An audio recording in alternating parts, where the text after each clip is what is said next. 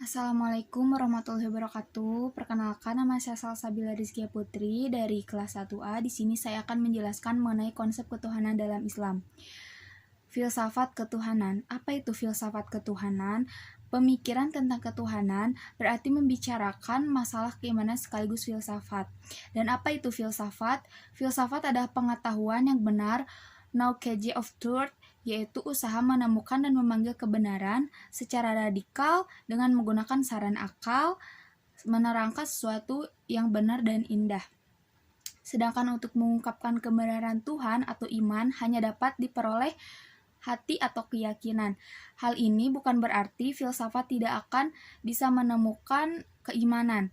Namun, dengan akal diharapkan dapat mempertegas keimanan seseorang. Cara memperoleh kebenaran filsafat dengan akal, sedangkan melalui perangkat wahyu dan hadis yang kemudian diimani dan direnungkan sehingga ditemukan suatu kebenaran yang mutlak, sedangkan objek filsafat dan agama sama, yaitu mencari kebenaran, kebaikan, keindahan.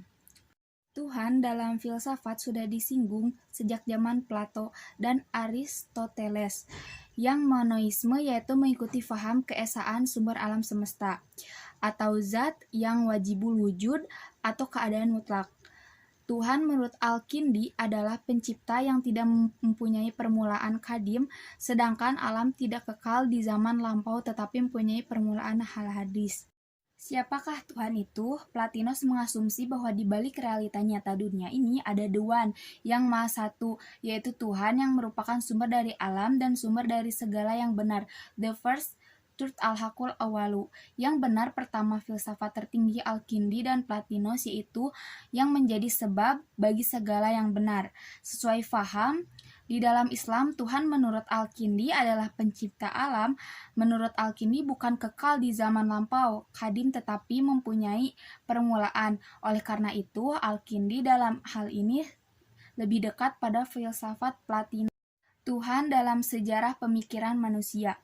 Tuhan dikonsepsikan dalam istilah berbeda-beda, yaitu yang pertama agama langit atau disebut dengan samawi, yaitu agama yang turun dari langit berlandaskan wahyu Tuhan. Agama samawi diwahyukan pada para rasul yang mengajarkannya pada manusia.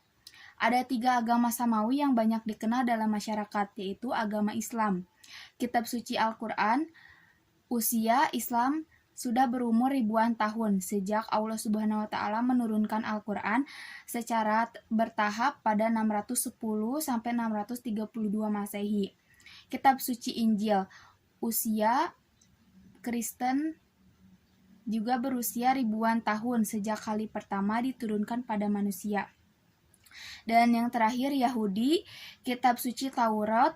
Usia sejak diturunkan pada Nabi Musa alaihissalam, agama Yahudi atau Yudaisme telah berusia ribuan tahun.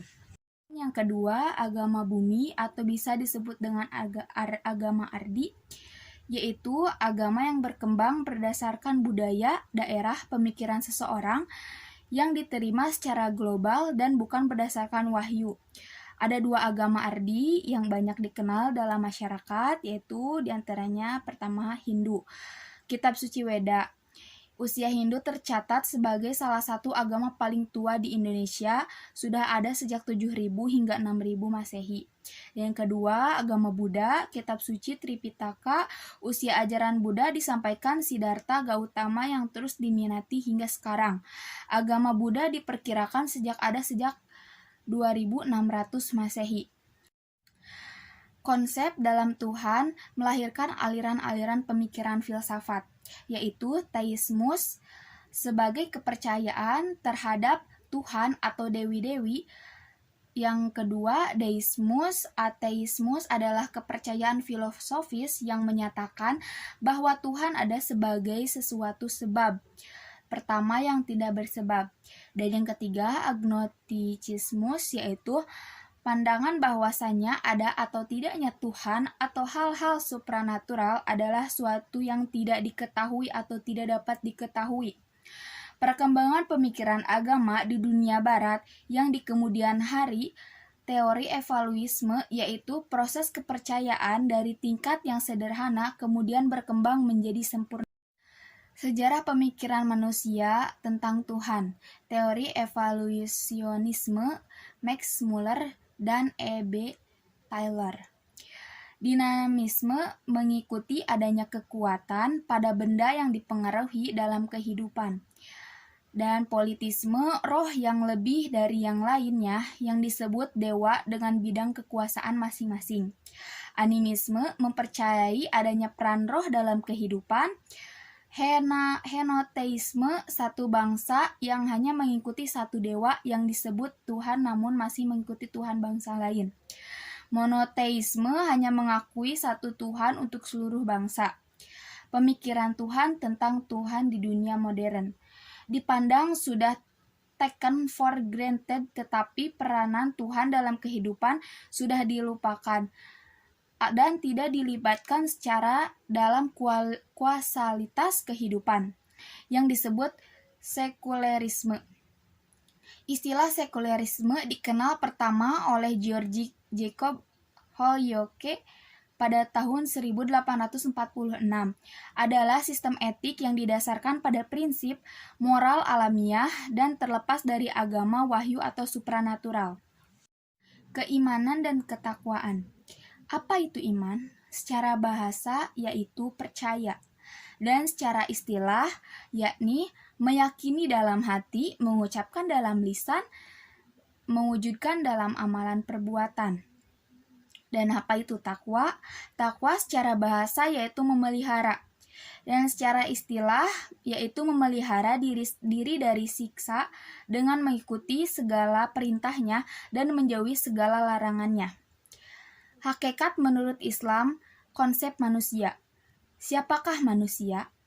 Dalam pandangan ilmu pengetahuan, manusia dari segi fisik sebagai bagian dari spesies binatang.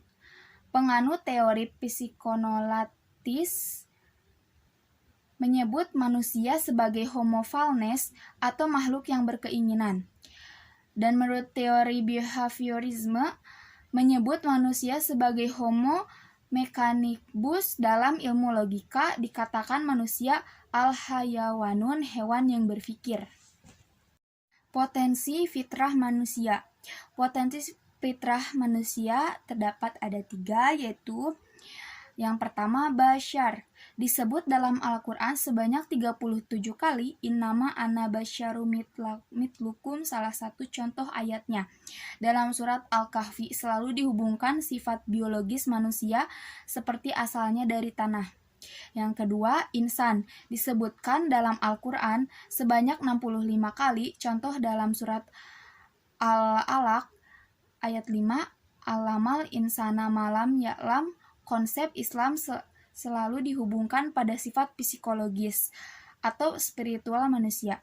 Dan yang terakhir, Nas, disebutkan sebanyak 30 kali seperti dalam surat Az-Zumar ayat 27, walaqad dorobana linnasi fi hadal qur'ani min kulli masyal.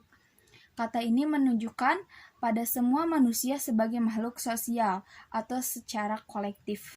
Baik, sekian dari saya. Mohon maaf bila ada salah kata. Wassalamualaikum warahmatullahi wabarakatuh.